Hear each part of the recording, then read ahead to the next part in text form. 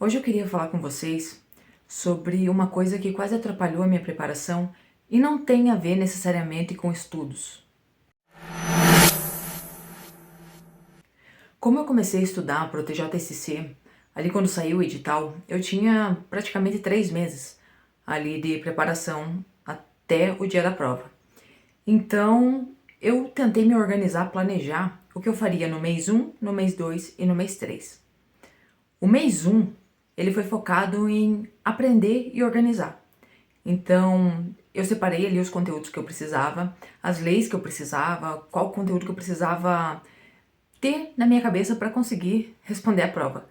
Então, basicamente foi pesquisar e tentar ali organizar algumas questões e fazendo, mas tentar contextualizar todo aquele conteúdo, tanto no meu material como na minha cabeça. E a minha preocupação era vencer os conteúdos. Eu tinha ali o meu ciclo de estudos, mas eu pensava em disciplina, tópico, disciplina, tópico. Eu não estava preocupada com horas.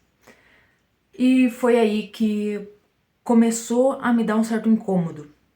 Porque quando eu comecei o mês 2, eu tava com aquela sensação de que não vai dar. Não vai dar tempo, eu não vou conseguir ver tudo ou não estou evoluindo.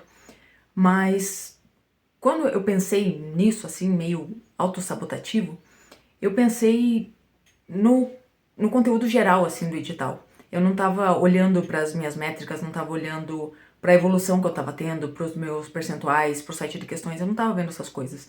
Eu só tava me comparando e pensando assim, poxa, mas a maioria das pessoas que passa estuda por horas líquidas, contabiliza essas coisas. E tem muitos professores que falam também, você precisa ter 1h30 nesse conteúdo, 2 horas para esse, conforme o peso na prova ou o critério de desempate, o que é mais importante você saber. Então você tem que dedicar mais horas para isso. E eu tentei dedicar mais horas para isso. Mas quando eu fiz isso, eu acabei percebendo que eu estava mais preocupada no que o cronômetro mostrava do que aquelas sessões de estudo me traziam. Eu não estava mais preocupada com o conteúdo, e sim com as horas que iam aparecer ali na contabilidade final do dia. Em alguns dias eu conseguia ali fazer 6 horas, 4, 5 horas, mas no dia que eu conseguia fazer 3, eu não estava pensando no conteúdo que eu venci aquele dia, ou uma coisa diferente ali que eu consegui aprender, ou a questão que eu não errei mais. Eu tava pensando, poxa, hoje só deu 3 horas. Ontem eu consegui 5, hoje eu consegui 4, então, poxa, eu tô falhando, eu tô fracassando, isso aqui não vai dar certo. E isso acabou gerando mais ansiedades, mais inseguranças. Eu já tava com aquela coisa de, poxa, eu já estou saindo perdendo, sabe? Porque eu tava saindo atrasada, né, em relação à minha preparação. Mas isso começou a gerar mais coisas, assim, mais pensamentos negativos, e isso aí, sorte que eu percebi, cara, isso daí não tá me fazendo bem. É um método que funciona, que dá certo, que os professores indicam, que os aprovados indicam, mas não quer dizer que ele funcione para todo mundo.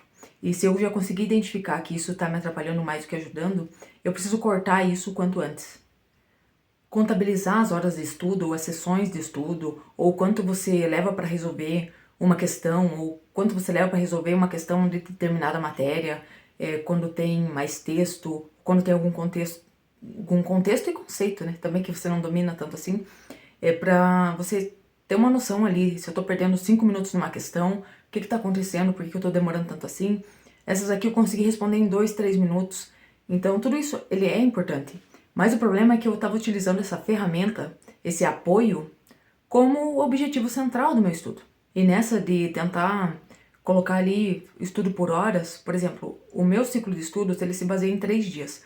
Foi o jeito que eu me adaptei. Eu até talvez faça um vídeo aí sobre a questão de ciclos, mas eu tentava colocar ali 3 ou 4 matérias.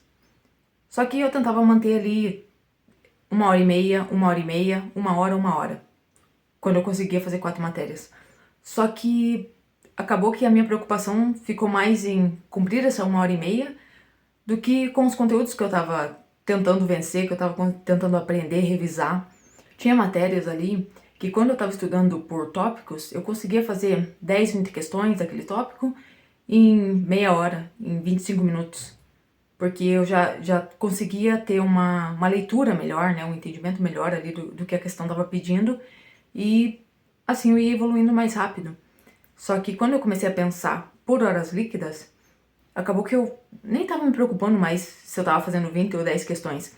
Às vezes eu não conseguia nem vencer 3 tópicos dentro daquela matéria. Então, teoricamente, aquela 1 hora e meia, ela não foi aproveitada com aprendizado, com revisão, com um estudo ativo, mas sim com aquela preocupação. Será que já deram os minutos que eu precisava? Será que já deu tantas horas que eu precisava no dia?